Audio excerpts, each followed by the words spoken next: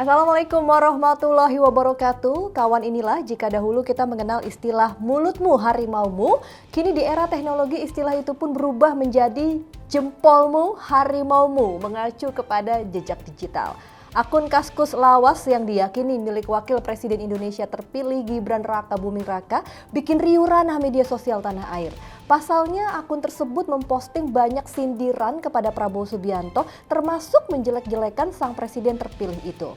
Dan masih terkait jejak digital, cuitan-cuitan di media sosial Twitter yang kini bernama X dari dua calon gubernur Jakarta di masa lalu yang dianggap seksis dan merendahkan perempuan menjadi sorotan publik.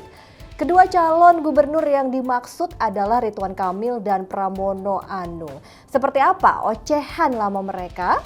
Pilkada serentak 2024 yang siap dihelat November mendatang diharapkan menjadi momentum penting untuk memilih pemimpin yang benar-benar mengayomi rakyat. Oleh karena itu seluruh tahapan pilkada sudah semestinya diawali niat baik, cara yang baik, dan kerja-kerja yang baik sesuai kehendak rakyat. Dan semua informasi itu akan kami rangkum dalam Inilah Berita bersama saya Restulandari. Inilah berita selengkapnya. Akhir-akhir ini Kaskus menjadi sorotan di kalangan warganet. Forum komunitas online yang sempat populer di Indonesia era 2000-an itu kembali menjadi bahan perbincangan usai seorang netizen menemukan sebuah akun Kaskus yang diduga milik Wakil Presiden Indonesia terpilih Gibran Raka Buming Raka. Akun tersebut diduga menyebut Prabowo Subianto, Menteri Pertahanan sekaligus Presiden terpilih 2024-2029 sebagai pecatan TNI. Komentar tersebut segera memancing reaksi keras dari warganet di media sosial. Akun Kaskus yang menjadi sorotan itu memiliki nama Fufu Fafa dan mulai ramai diperbincangkan setelah sejumlah warganet mengaitkannya dengan putra sulung Presiden Joko Widodo tersebut. Dugaan tersebut semakin kuat setelah ditemukan bukti bahwa akun tersebut pernah mengklaim sebagai pemilik akun X, sebelumnya Twitter, dengan username @rkgbrn yang diketahui sebagai akun lama Gibran Raka Buming Raka. Dalam salah satu komentar yang kini viral, akun Fufu Fafa menuliskan kalimat yang dianggap menyindir Prabowo Subianto dengan menyebutnya sebagai pecatan TNI. Komentar tersebut muncul di sebuah tweet yang membahas soal Prabowo yang tidak pernah mengambil uang pensiunan TNI sejak 1998. Ternyata pecatan dapat pensiunan juga, tulis akun Fufu Fafa dengan nada sinis. Postingan akun tersebut juga dominan bernada satir dengan cenderung membenci pada Prabowo Subianto. Hal ini diungkapkan oleh temuan-temuan lain dari warganet terhadap akun Kaskus yang diduga kuat milik Gibran itu. Tentara pecatan, cerai, anak melambai, pendukungnya radikal, partai koalisi nggak all out mendukung. Demikian bunyi postingan lain di akun Kaskus Fufu Fafa. Tak hanya soal sindiran terhadap Prabowo, akun Kaskus Fufu Fafa juga menjadi sorotan karena berbagai komentar kontroversial lainnya, termasuk yang merendahkan buruh dan masyarakat kelas bawah. Misalnya, akun tersebut pernah menulis tanggapan sinis dalam thread yang membahas kenaikan kelas buruh dengan mengatakan, "Pengen naik kelas, jadi pengusaha aja tong." Reaksi warganet pun beragam, namun banyak yang mengecam pernyataan-pernyataan tersebut. Beberapa menganggap bahwa pernyataan seperti itu tidaklah pantas, terutama mengingat posisi Gibran sebagai anak presiden dan kini sebagai wakil presiden terpilih yang akan bersanding dengan Prabowo Subianto pada mulai Oktober mendatang. Komentar-komentar tersebut juga dianggap memicu sentimen negatif terhadap Prabowo yang saat ini menjabat sebagai Menteri Pertahanan dan merupakan Ketua Umum Partai Gerindra tersebut. Selain Fufu Fafa, warganet juga menemukan akun Kaskus lain atas nama Raka Gnarly yang juga diduga kuat merupakan milik Gibran. Mulanya, akun Raka Gnarly aktif menanggapi berbagai berita di Kaskus. Namun diketahui akun tersebut tak lagi digunakan. Dalam cuitan akun Cili Pari milik Gibran Raka Buming disebutkan juga bahwa dia lupa password hingga mengganti nama akun menjadi Fufu Fafa. Yang lebih mengejutkan lagi, akun tersebut juga tampak menanggapi berita Prabowo Subianto dengan berbagai tanggapan negatif dan cenderung menghina. Istri cerai, anak homo, terus mau lebaran sama siapa? Tulis akun tersebut pada 19 Juni 2018 silam. Terungkapnya akun Kaskus diduga milik Gibran ini berawal dari cuitan sang adik Kaisang Pangarep yang digali lebih dalam lagi oleh netizen. Kaisang sempat mengucapkan selamat ulang tahun ke Gibran dengan menandai akun X @rkgbrn.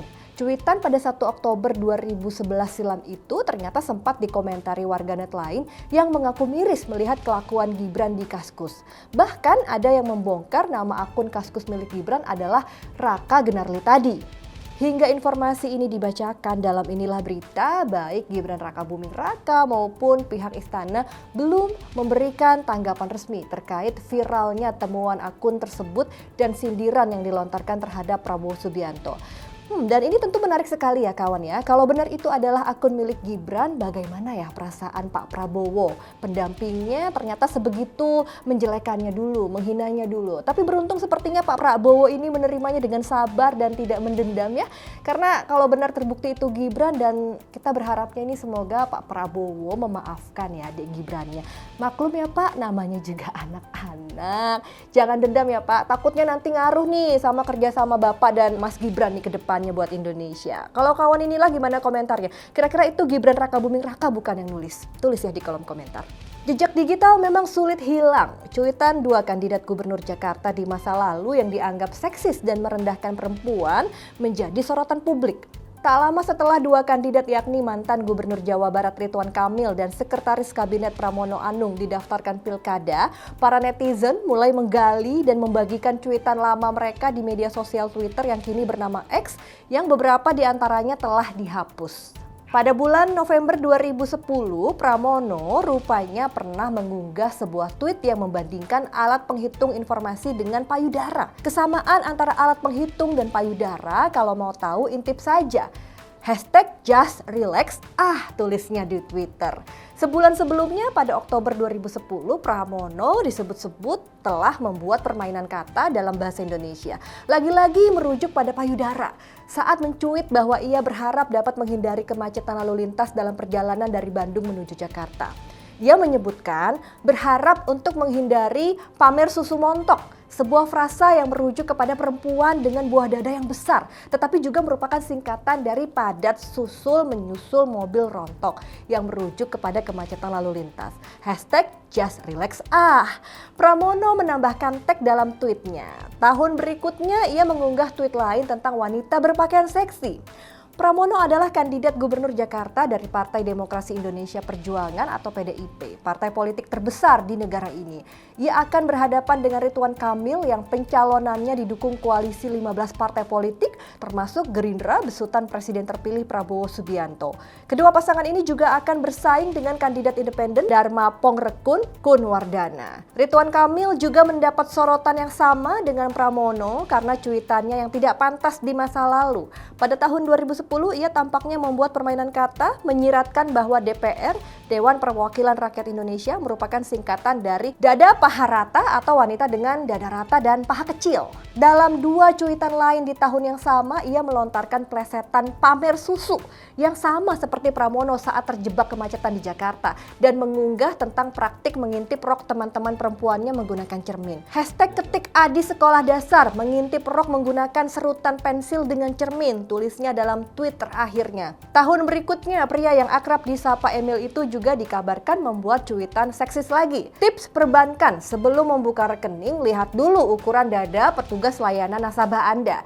Kalau terlalu besar, curiga deh, langsung pindah ke bank lain, tulisnya. Warganet pun menyebarkan tangkapan layar cuitan mereka dan mengecam kedua pria itu.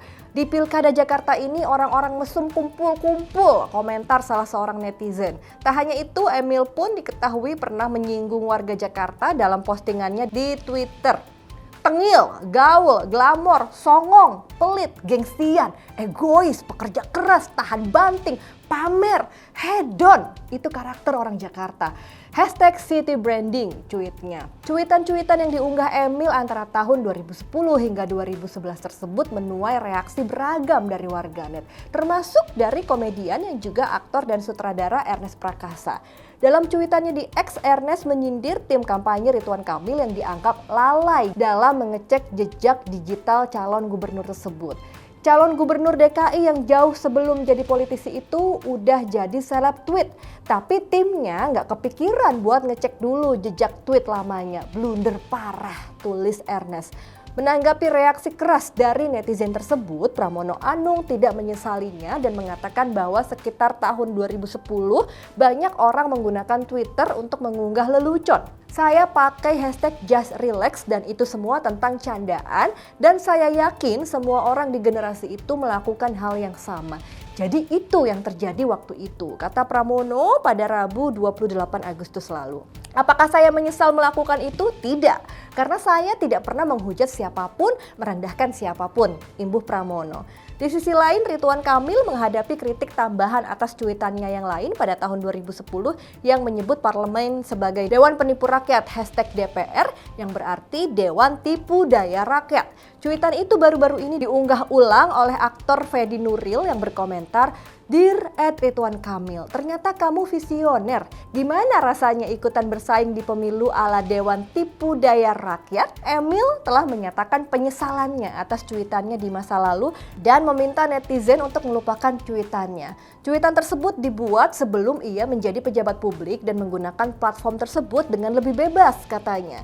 Sebagaimana sifat platform ini, saya mengekspresikan diri saya dengan bebas. Terkadang penuh dengan kritik pedas, terkadang sarkastik, seringkali dengan nada mengejek.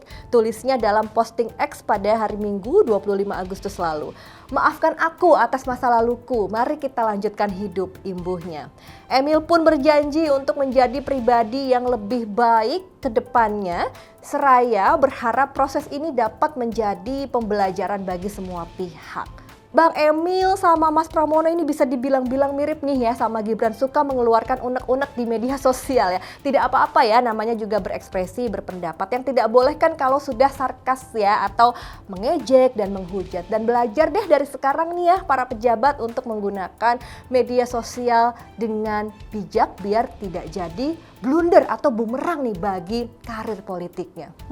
Pemilihan umum kepala daerah alias pilkada serentak tahun 2024 diharapkan menjadi momentum penting untuk memilih pemimpin yang benar-benar mengayomi rakyat. Pemimpin yang diharapkan mampu menjawab persoalan masyarakat di tingkat daerah. Pemimpin yang mampu menghadirkan solusi atas beragam masalah rakyat di tingkat akar rumput. Karena itu seluruh tahapan pilkada sudah semestinya diawali niat baik, cara yang baik dan kerja-kerja yang baik sesuai kehendak rakyat. Kini proses pendaftaran pasangan calon telah berakhir. Nama-nama pasangan calon baik yang tenar maupun samar-samar terdengar sudah didaftarkan untuk ikut serta dalam kompetisi demokrasi di daerah itu.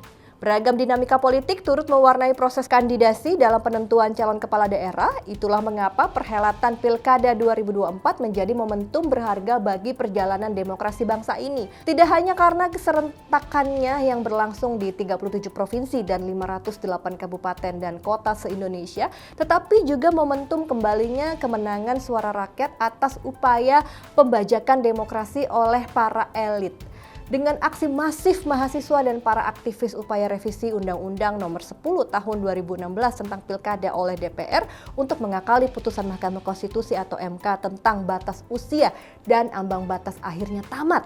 Putusan MK yang dikawal oleh rakyat telah meruntuhkan kartel-kartel politik yang ingin menyiasati proses demokrasi demi merebut daulat rakyat menjadi daulat sekelompok elit. Sebelum terbitnya putusan MK, partai politik mencoba untuk membuat prakondisi calon tunggal dengan memanfaatkan ambang batas pencalonan yang tinggi. Karena itulah di saat rakyat dengan upayanya turun ke jalan demi menumbangkan kartel politik dan memperjuangkan gelaran pilkada yang demokratis, menjadi keniscayaan bagi para kandidat untuk menjunjung tinggi jeripaya para pejuang demokrasi tersebut. Pantang bagi para kandidat untuk kembali membuat publik kecewa. Para bakal calon petarung semestinya mematrikan niat untuk benar-benar menjadi pemimpin daerah yang lurus serta berkomitmen mendatangkan keadilan dan perbaikan kehidupan rakyat. Jangan sampai para kandidat hanya menganggap pesta demokrasi daerah sebagai batu loncatan untuk menapaki karir politik. Bekerjalah dengan baik dan sungguh-sungguh demi kepentingan rakyat di daerah. Jika kerja Anda bagus, menepati janji-janji, menolak berkhianat kepada rakyat, tentu kesempatan naik kelas ke tingkat nasional akan terbuka lebar. Bukankah banyak pemimpin daerah dengan karir politik akhirnya moncer di tingkat nasional berawal dari komitmen mereka menunaikan janji-janji? Negara ini menganut sistem demokrasi dengan desentralisasi. Dalam sistem seperti itu, kendali akan sulit dikerjakan oleh pemerintah pusat sendirian. Artinya, peran pemimpin di daerah sama pentingnya dengan pemimpin nasional. Bahkan mungkin lebih penting dalam konteks kebijakan yang langsung berdampak pada rakyat. Sebab itulah, para kandidat harus benar-benar merancang visi, misi, dan program yang langsung berdampak pada rakyat. Pemimpin di daerah tidak perlu mengumbar janji-janji muluk, tapi saat sudah mendapat amanat di tengah jalan, mengkhianati komitmennya kepada masyarakat di daerah. Pilkada merupakan momentum yang tepat untuk memilih dan menghasilkan pemimpin daerah yang berkualitas. Karena itu, momentum yang bagus ini hendaknya dikawal oleh semua elemen bangsa ini agar proses demokrasi berjalan jujur dan adil. Pelajaran dari pemilu serentak perlu dijadikan pedoman agar kecurangan masif yang terjadi tidak lagi terulang. Pilkada juga bisa menjadi upaya untuk menjaga iklim demokrasi yang sehat. Jangan sampai pilkada dipenuhi kecurangan dan masifnya politik uang. Kepercayaan rakyat terhadap proses politik harus dijaga. Napas demokrasi harus benar-benar dijaga, jangan sampai berhenti. Jangan sampai masyarakat menilai proses politik selama ini merupakan permainan elit belaka. Sekarang rakyat juga sudah pintar, sudah tidak mau lagi dihianati. Jadi pilkada ini rakyat bakal kawal terus ya. Ada yang melenceng sedikit dan mengutak-ngatik proses demokrasi kita, turun lagi deh pasti rakyat ke jalan. Bukan begitu kawan? Demikian inilah berita kali ini. Jangan lewatkan inilah berita berikutnya. Selalu ingat juga ya untuk di like, komen, dan juga subscribe ya kawan ya. Anda pun juga bisa ikuti update berita harian seputar politik, nasional, olahraga, sains dan teknologi hingga informasi hiburan serta gaya hidup hanya di inilah.com. Saya Restu Landari, sampai jumpa dan wassalamualaikum warahmatullahi wabarakatuh.